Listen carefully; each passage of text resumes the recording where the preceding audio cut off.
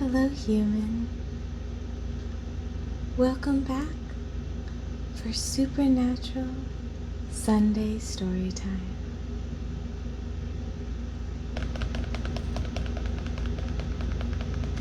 I do hope you are enjoying all the stories that I find. Please sit back and relax.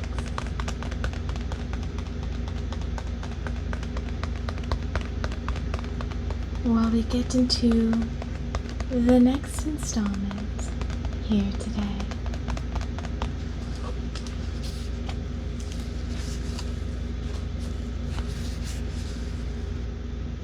This story is called Out of Towner by Joshua Grasso.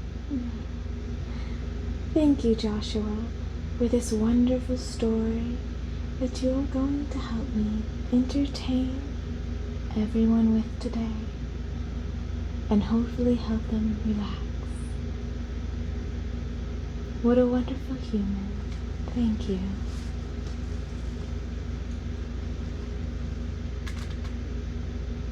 Let us begin.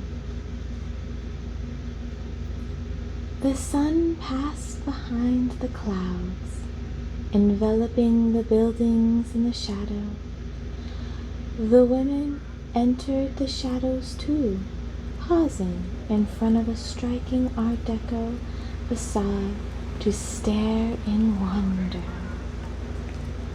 The crosswalk began to beep with warning. Horns honked impatiently as she blocked the intersection.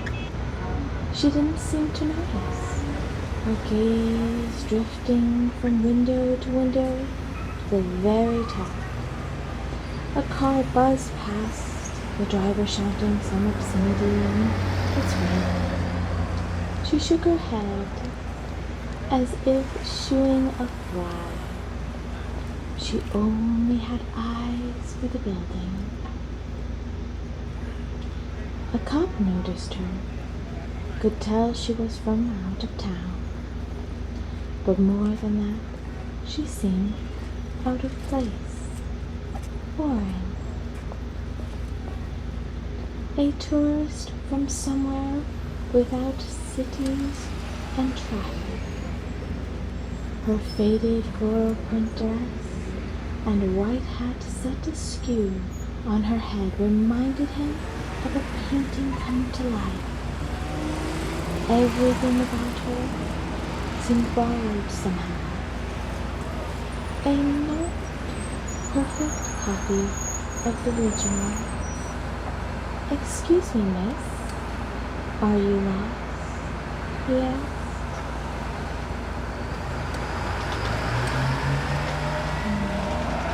Humans are very helpful.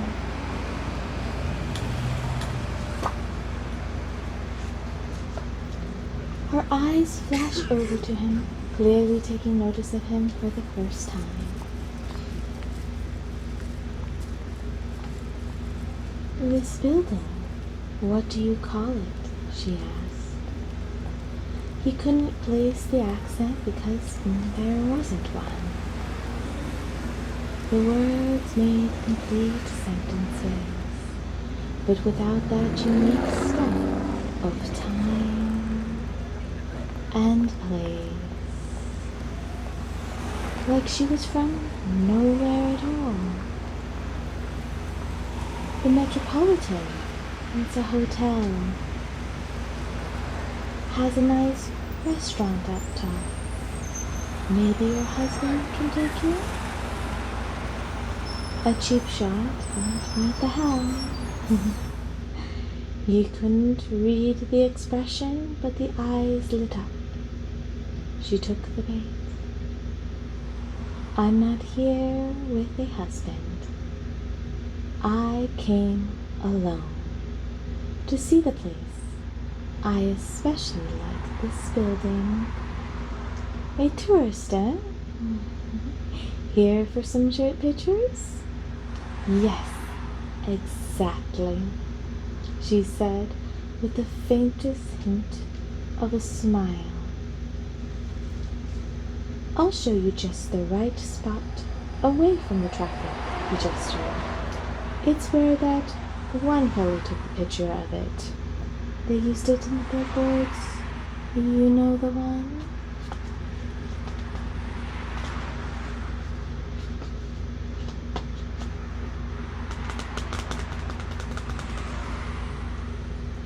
"Of course," she said, taking his arm. He led her through layers of traffic to a spot of greenery just across from the entrance. Statues lifted their arms to the heavens beneath perfectly manicured trees. Their branches swayed in the breeze. A plaque commemorated the square and the people who made it. A long list of companies and foundations. Like the remains of awesome days, they would probably survive the city itself. "Look on my works, ye mighty, and despair." "It's so beautiful, don't you think?" she beamed. "Isn't it? You should take a picture."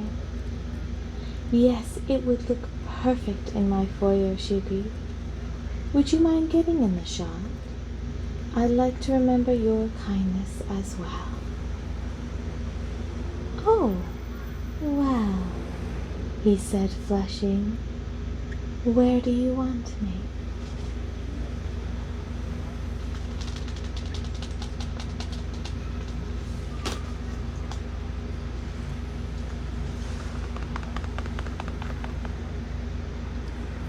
She positioned him on one side of the shot, judging where he would look best.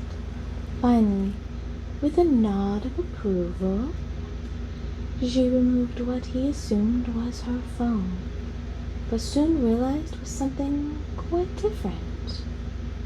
It reflected the sun like metal. It seemed to ripple and move in the light. She raised it before her face and judged the angle. "What is it your people say? Macaroni?" Cheese," he said.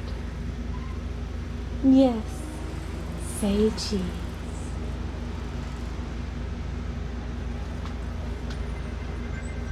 He said it, hand reaching for his gun, but too late. The building and the policeman vanished, tucked away in her device for the long voyage home. Along with all the other buildings, mountains, animals, and children. How she adored their children. She couldn't live without. Now she just had to wait until nightfall to take one last shot of the moon. It would look perfect in her bedroom. Could you imagine having the moon in your bedroom? It would be simply stunning.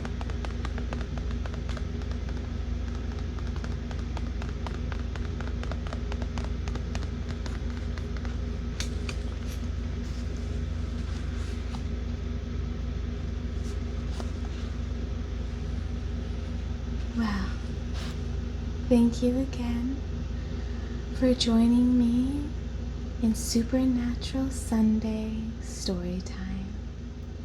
I do hope you enjoyed yourself.